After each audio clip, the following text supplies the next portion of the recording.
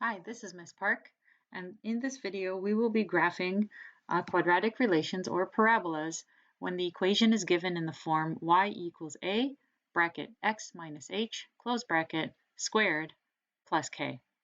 So on here, Desmos, I have graphed our basic parabola y equals x squared, and we'll just do a quick review of what happens if I put numbers in there. So if I write x minus 3 squared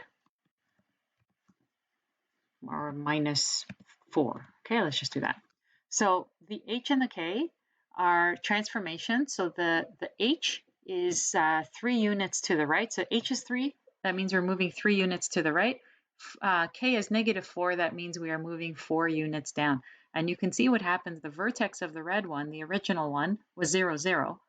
And now the vertex is 3, -4, which means that when you look at the equation, those numbers, h and k, are the coordinates of the vertex.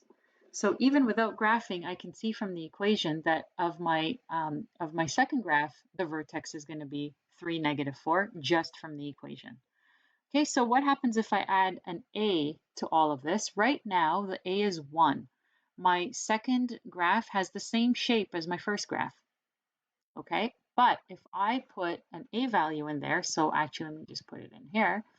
If I put an a value of, let's say, 6, I am going to make this second graph much, much narrower because the y values are growing 6 times as fast as the first one. Okay, so this parabola is growing much faster. So we call that a vertical stretch by a factor of 6. All the y values, all the y coordinates of all the points on the parabola are multiplied by 6. So it's getting tall very quickly. And if I turn this negative, then all the y values are being multiplied by -6, which means the parabola is stretched, but also it's reflected. So we call that a vertical reflection, or you can also call it a reflection in the x-axis. Okay, and similarly, if I put a fraction in here, so let's say I say 1/3, okay, now this parabola is wider than my original red one because it's just not growing as fast. The y's are multiplied by 1/3, which means every time we calculate a y coordinate of a point, that number is then multiplied by 1/3, which makes it shorter than on my original parabola. So we say that this one, though it looks compressed vertically, we still use the word stretched. So we say that this green one is stretched by a factor of 1/3, okay, which means it's not growing as fast. And if I make that negative, then it's going to be stretched by a factor of 1/3 and also reflected vertically. All right, so now we see the effects of A, H, and K. So what if somebody gave us an equation that looks exactly like this green one? How could we graph it without Desmos? Okay, how could we graph it by hand? So I'm going to take you to a little practice page here, and we're just going to sketch it. And if you had a grid, your picture would look nicer than mine. But I'll just use a quick sketch just to help us figure out what to do. Okay, so the key thing is to know the table of values for the original. The original is called the parent. Okay, the table of values of y equals x squared. So if let's go with -2, -1, 0, 1, and 2. Okay, to get the y, it's just take the x and square it. So -2, the whole thing squared is +4. -1 all squared is 1. 0, 1, and 4. Okay, and so if we know what the original one looks like, then we can stretch it and do all kinds of things to it. And if I give you an equation that's, let's say, y equals 3 times x, sorry, you know what? Let's use the same one as in the example. Let's go 2 times x minus 3 squared minus 4. We know that even though the vertex is in a different location than the original, the stretching is going to look exactly the same.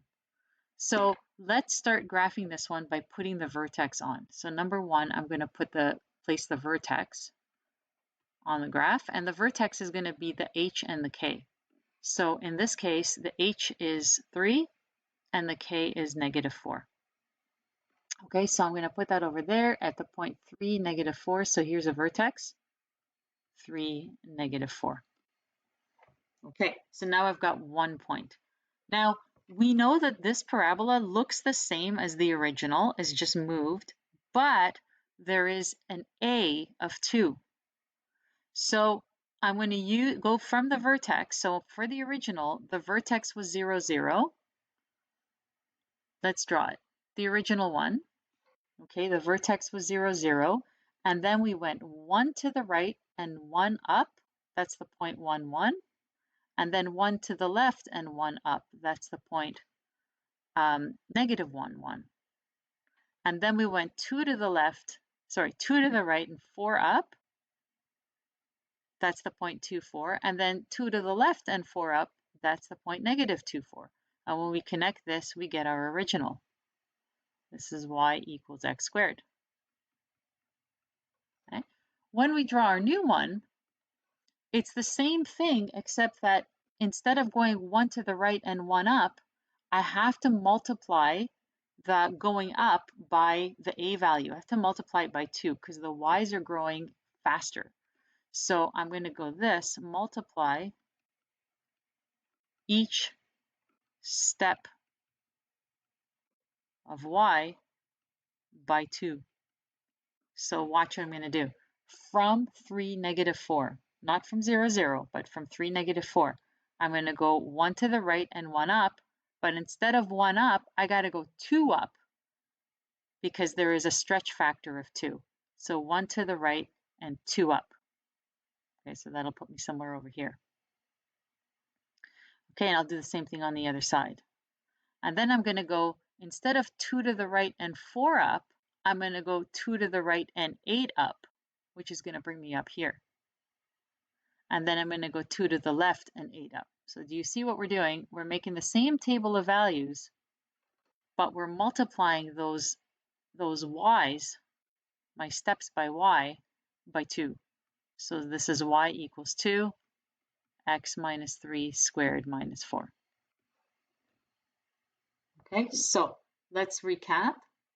For this one here, the first one, from here to here was 1 and 1.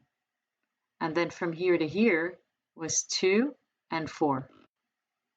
But for my new one, from here to here is 1 and 2 because the y's are multiplied by 2. And then from here to here, instead of 2 and 4, it's 2 and 8. Okay, so the second one grows taller faster. Let's do another example. Maybe this one we'll use one with a negative a value.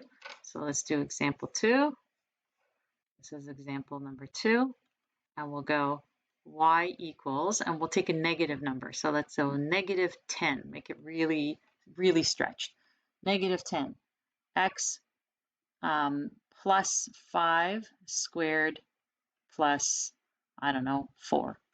Okay, so where's the vertex? So the vertex is negative 5, positive 4. So negative 5, positive 4 would be up here somewhere. This is negative 5, 4. We know this is going to open downwards because the 10 is negative, right? The a value is negative. But now we remember our table of values from the original. And what we're going to do is we're going to multiply those steps of y by negative 10. So my original would have gone from the vertex 1 to the right and 1 up, right? This original, there's a point 1, 1 right there on the original, there's a point 1, 1. So instead of going 1 to the right and 1 up, I'm going to go 1 to the right, but then I need to go 10 down. Okay, I need to go 10 down. So let's draw this. Okay, and let me get my yellow again. So 1 to the right, sorry, let me get this one. 1 to the right, but 10 down. That's how I get my point. I'm going to get the same thing on the other side. 1 to the left and 10 down. Right? And then on my original, I would have gone 2 to the right and 4 down. Instead, I'm going to go, sorry, I would have gone 2 to the right and 4 up, but instead I'm going to go 2 to the right 2 to the right, but 40 down.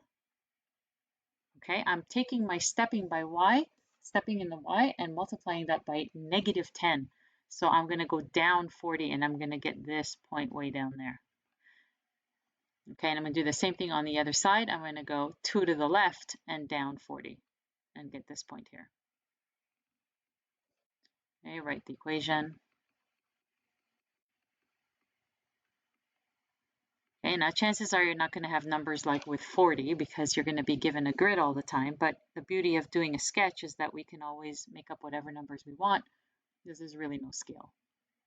Okay, so hopefully you can see that you take your regular, it's all about knowing the points of the regular one, okay, the y equals x squared. And then once you know the points of the regular one, you know that we always start at the vertex and then go 1 to the right, 1 up, 2 to the right, 4 up, 1 to the left, 1 up, 2 to the left, 4 up. And then all you have to do is do the same thing starting from the other vertex, from the new vertex, but you multiply each step by the a value. Okay, please practice. Thank you for watching.